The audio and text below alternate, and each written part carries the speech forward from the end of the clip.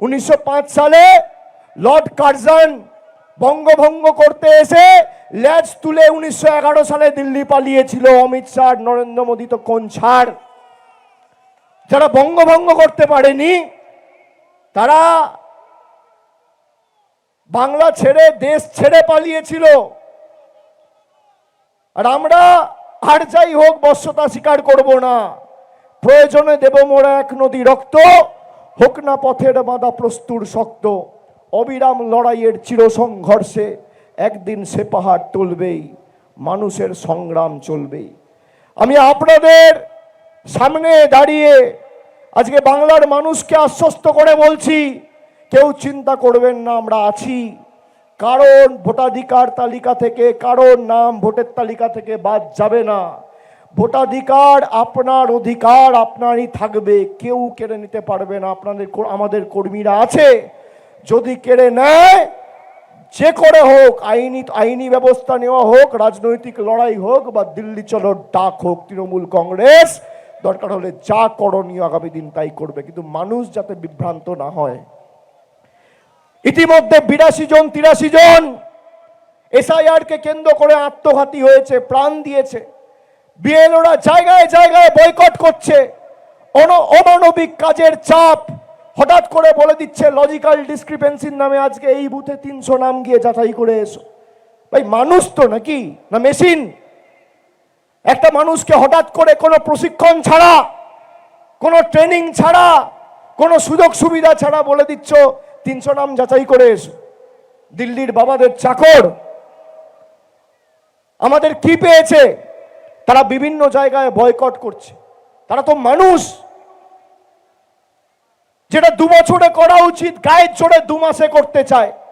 বাংলার জন্য নিয়ম আলাদা, গুজরাটের জন্য নিয়ম আলাদা।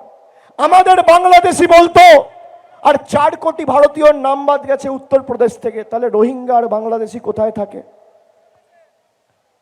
প্রায় 1 কোটি নাম বাদ গেছে, 80 লাখ নাম বাদ গেছে গুজরাটে, তাহলে রোহিঙ্গা আর বাংলাদেশি কোথায় থাকে? এই রোহিঙ্গা বাংলাদেশিকে কে ঢুকিয়েছে গুজরাটে, উত্তরপ্রদেশে? নরেন্দ্র মোদীর সরকার, বিজেপির সরকার। বিজেপির নেতাদের ক্ষমতা হবে প্রশ্নের উত্তর দেওয়া? ক্ষমতা হবে? আমরা তো লিস্ট জনসমক্ষে আনতে বলেছি, সে লিস্ট কোথায়? তার জবাব কে দেবে? আর যারা বুথে লড়াই করেন, আপনাদের লড়াই, আপনাদের সংগ্রাম, আপনাদের হার না মানার মানসিকতার কারণেই কিন্তু আজকে মামাটি মানুষের সরকার 3য়বার প্রতিষ্ঠা হয়েছে। আমি আপনাদের বলবো, মানুষকে বোঝানোর দায়িত্ব তৃণমূলের নেতাদের নয়, তৃণমূলের কর্মীদের। কর্মীরা দলের সম্পদ। মমতা বন্দ্যোপাধ্যায় থাকতেই যে এনআরসি করবে বলেছিল, পেরেছে? ভারতবর্ষের স্বরাষ্ট্রমন্ত্রীর নাম যদি অমিত শাহ হয়, বাংলার স্বরাষ্ট্রমন্ত্রীর নাম মমতা বন্দ্যোপাধ্যায়। একজনের নাম মঙ্গলি মান্ডি, আর একজনের নাম, আপনার নাম কি? হ্যাঁ, আপনার নাম বলুন। মঙ্গলি মান্ডি। আপনার নাম বলুন। মঙ্গলি মান্ডি। আপনার নামও মঙ্গলি মান্ডি। আপনার নাম বলুন। বিজয় মালি। বিজয় মালি, মঙ্গলি মান্ডি, মঙ্গলি মান্ডি। দেখতে পাচ্ছেন? সবাই দেখতে পাচ্ছেন না? আমার একা দেখছেন? আমার সাথে 3 জন দেখতে পাচ্ছেন? দেখতে পাচ্ছেন? জ্ঞানেশ কুমার, অমিত শাহ দেখতে পাচ্ছে না, বিজেপি দেখতে পাচ্ছে না। কি সংবাদ মাধ্যমের প্রতিনিধিরা দেখতে পাচ্ছেন? পাচ্ছেন? আজকে আমাদের ছবিটা না দেখিয়ে এই 3 জনের ছবি দেখান, তাহলে কত নিরপেক্ষ সংবাদ মাধ্যম আমরা বুঝতে পারব। দেখান, আমাদের ছবি দেখাতে হবে না, ভিড়ের ছবি দেখাতে হবে না, এই 3 জন মানুষকে দেখান। এদিকে দেখুন তো, মা আসুন, এদিকে দেখুন, এদিকে দেখুন, ধরা পড়ছে? জ্ঞানেশ কুমার ভ্যানিশ করে দিয়েছে। জ্ঞানেশ কুমার দেখতে পাচ্ছে না। জ্ঞানেশ কুমারের জন্য একটা নতুন প্রকল্প বাংলায় চালু করতে হবে, ছানি অপারেশন ছানিশ্রী। বিজেপি নেতাদের ছানি কাটানোর জন্য। জীবিত মানুষকে, জলজ্যান্ত মানুষকে দেখিয়ে দিচ্ছে ডেড, মৃত। মানে মানুষ নিজের ভোটটুকু দেবে না। বড় বড় ভাষণ, যারা মারা গেছে কারোর বাড়িতে গিয়ে একবার খোঁজ নিয়েছে? 12 বছর ক্ষমতায় 10টা মানুষকে বাড়ি দিয়েছে, 4টে রাস্তা করেছে, গ্রামে ঢুকে খুঁটি পুঁতে একটা 10 ওয়াটের বাল্ব লাগিয়েছে, একটা সাবমার্সিবল টিউবওয়েল লাগিয়েছে, একটা স্বাস্থ্য কেন্দ্র করেছে। কি করেছে? বিভাজন। এরা রাখতে দিলে আলসার আর বাড়তে দিলে ক্যান্সার, রেখে দিলে আলসার আর বাড়তে দিলে ক্যান্সার। যোগ্য জবাব মেদিনীপুরের মানুষকে দিতে হবে। দেবেন তো? আমাদের উপর যে অত্যাচার, আমাদের উপর যে লাঞ্ছনা, বঞ্চনা, নিপীড়ন, শোষণ, মেদিনীপুরের মানুষ যেভাবে রুখে দাঁড়িয়েছে, 2011, 16, 21, 26 যেন ব্যতিক্রম না হয়। আপনাদের অবদান অনস্বীকার্য। একজন ক্যাবিনেট মিনিস্টার এই কথা বলছেন, তার দায়িত্ব কে নেবেন? ক্যাবিনেট মিনিস্টারের কোনো বিবৃতি দিলে তার দায়িত্ব নিতে হবে মুখ্যমন্ত্রীকে। তিনি একবারও প্রতিবাদ করেছেন, সমালোচনা করেছেন? সরিয়ে দেওয়ার তো অনেক দূরের কথা, সরানোর ক্ষমতা নেই আমরা জানি। মুখ্যমন্ত্রী বলছেন যে বিএলওরা চাপে মারা যাচ্ছে, অন্যদিকে দেখা যাচ্ছে যে রাজ্যে বিএলওরা চাপে মারা যাচ্ছেন না, পরোক্ষভাবে তৃণমূল কংগ্রেস বিএলওকে খুন করেছে। বিএলওদের বিদেয়ী আত্মার সঙ্গে প্রতারণা করছে তৃণমূল কংগ্রেস।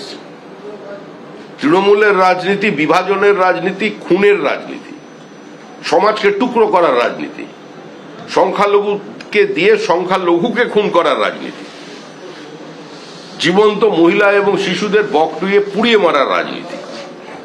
এই রাজনীতিকে মানুষ প্রত্যাখ্যান করছে। বিভিন্ন জায়গা থেকে বিএলওরা প্রচুর পরিমাণে তারা ইস্তফা দিচ্ছেন, মানে এটা কোথাও তৃণমূলের একটা রাজনৈতিক। আমার এখানে আমরা কোনো কথা তৃণমূল সম্পর্কে বলতে চাই না। আমাদের বক্তব্য ইসির কাছে।